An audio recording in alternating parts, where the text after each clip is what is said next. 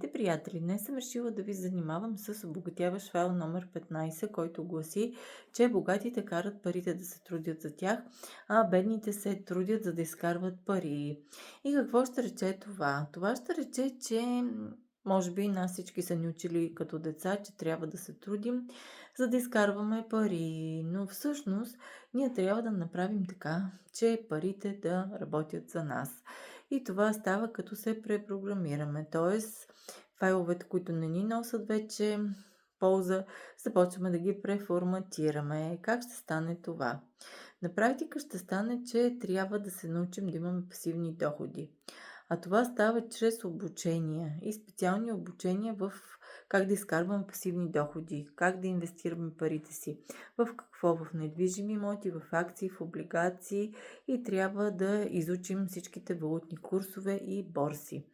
Това става чрез ходене по семинари и моята любима тема обучения.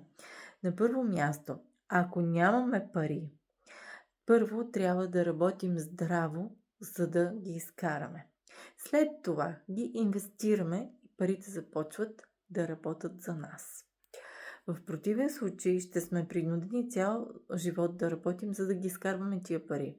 Защото всъщност повечето хора така правят. Изкарват пари, т.е. работят, изкарват пари, харчат ги. Работят, изкарват пари, плащат им наднига, харчат ги. И всъщност те не заделят нищо настрани, за да могат да инвестират.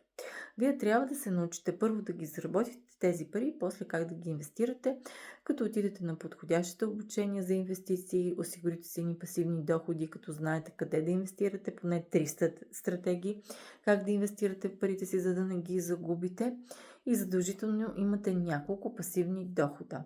Също така, което е препоръчително да направите, е да проверите пазара за недвижими имоти, защото аз винаги препоръчвам да се инвестира в недвижими имоти. Защо това е така? Защото недвижимите имоти, който и да е имот, който и да е малък имот, примерно малък апартамент да закупите, след години ще ви донесе печалба. Същото е и с земите. Която и земя да купите, колкото и декари земя да купите, след години ще ви донесат печалба. Проучете го този пазар и вижте как върви във вашия район покупката на земя, на жилище, на недвижим имот най-добре, но може и на земя. Проучете как върват и знайте, че след време ще дойде момента, в който този недвижим имот може да е след 5, 10, 15 или 20 години да се увеличи тази стойност на този недвижим имот. Същото и с земята. Ако купите земя, може да дойде някой богаташ, който да си построи някакъв парк, от който да спечелите десетки и стотици хиляди пари. Левове. Също така, ако всъщност нямате пари, е хубаво да ги заработите или пък да направите така, че да спестявате. И след това да печелите от тези спестявания, като инвестирате. Защото има случаи в семейства, които живеят много бедно, не си позволяват да харчат за коли, и то за скъпи луксозни коли, за скъпи луксозни дрехи и обувки, но това, което са го спечелили по честен труд, го заделят. И всъщност децата им после не могат да се обяснят откъде имат родителите толкова много хиляди лева да инвестират в покупка на даден недвижим имот. Затова това е една стратегия, която аз лично я ползвам, да можете да спестявате 10% от приходите, говорихме в предишни видеа, за да може после тези пари да си ги инвестирате. Хубаво е да можете да спестявате, да не харчите всичко, което виждате за дрехи. Защото има такива деца, които, вече ви казах, се дразнат на родителите, че спестяват, че са бедни, но всъщност точно тези деца казват, че един ден ще харчат. Започват да харчат и се харчат абсолютно всичко, което са изкарали като заплати и всъщност по никакъв начин не спечелват от това. Отиват на курсове за милионерско мислене и чрез препрограмиране на тяхното мислене да могат да си създадат нов файл за мислене, като ние имаме фонд финансова независимост. Този фонд говорихме в предишните видеа. Той се постига 10% от нашите приходи, като приспаднем данъците. И този фонд винаги може да прибавяме една допълнителна сума, която ни идва. Тоест в случая няма да си позволим ново як или ново пълто, защото миналата година вече сме си купили пълто, което струва 400 лева и го прибавяме към фонда финансова независимост. независимост. И постоянно този фонд се увеличава и от него вече можем да си позволим една по-малка сума пари за дребни такива непредвидени разходи, като дрехи, обувки, но които са на по-ниска цена. Това е за финансовата независимост, това е за инвестициите. И пак ви казвам, направете така, че вашите пари да работят за вас. Всъщност не работете за пари.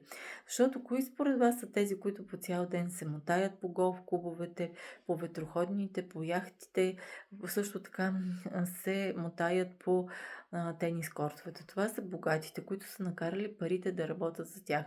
А ние всъщност бедните не го разбираме това и работиме за заплати. Дават ни заплатите, изхарчваме ги и всъщност нямаме. На другия месец пак така и цял живот бъхтиме за едни жълти стотинки. Но ако накарате парите да работят за вас чрез пасивни доходи, гаранция, че това е успеха. Затова имайте си фонд финансова независимост, знайте къде да го инвестирате. Определете си поне 3 стратегии на инвестиции, недвижими имоти, акции, облигации, земи, изучете фондовете борси. Идете поне на един курс по милионерско мислене. Аз лично ще го направя вече този курс. Имайте си 3 стратегии, създадете си ги там. Също така инвестирайте в недвижим имот, който ще се увеличи след време. Ще го продадете, но всъщност е рисково и да се продава, ако не е как да ви кажа, не е изгодно да се продава инвестиционен имот, тогава е рисково само да се продава. Ако вие го продавате на по-ниска цена, тогава не е изгодно. Затова изчакайте, недвижимите имоти се увеличава тяхната стойност и винаги може да го продадете двойно и тройно. Само тогава го продавайте и с парите наново инвестирайте. Това е нещото, което е много добре и показателно за вашата финансова компетентност и независимост и инвестирането. За тези, които не я познават, съм позитивен психолог, коуч по емоционална интелигентност, владея семейните констелации, метафоричните карти, когнитивно-поведенческата терапия. Също така обожавам тази тема за инвестиции, за пари, за акции, за облигации, недвижими имоти. Изучавам я, защото чета и предавам знанията си на вас. Също така, казвам ви, че офисът ми се намира в град Пазарджик на улица Гурко, номер 3, етаж 2. Телефонът ми е 0894470740, имейл ми е sisidolna_7 Може да ми пишете на лично за лични консултации. Ще работим по всякакви въпроси, лични казуси и така нататък. Хубава вечер, приятели. Ваша Станислава Стойнова.